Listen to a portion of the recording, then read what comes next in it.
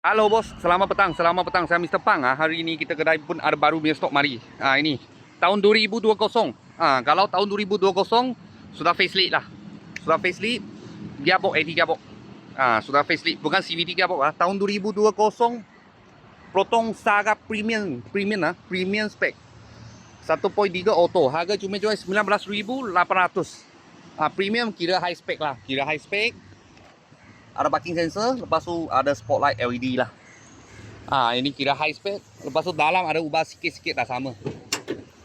Dan engine dalam semua ori lagi lah. Semua ori lagi. Dia warna asal warna putih. Snow White.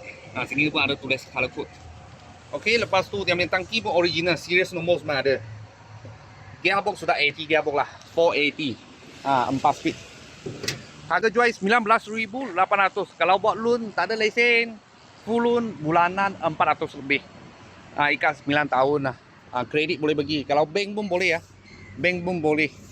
Okey, dulu punya owner sudah tukar sport rim lah. Sudah tukar sport rim bukan original sudah, tapi tarik saya tak ada nampak tahun 2024 kat sini. Dalam size skirt kita sudah pasang.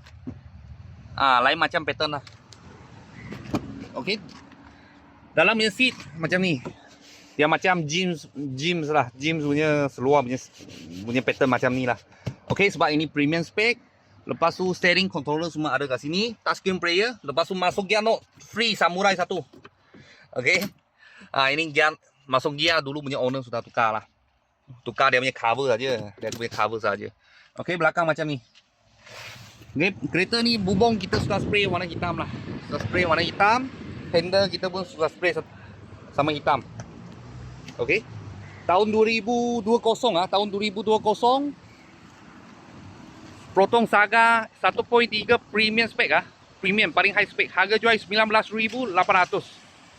19.800. Kalau full loan bulanan 400 lebih. Kalau bos-bos dan kawan-kawan siapa minat boleh kontak saya lah. Kita ada baru punya stok sampai. Kalau ada apa murah-murah kita saya akan video lagi. Thank you bos, thank you.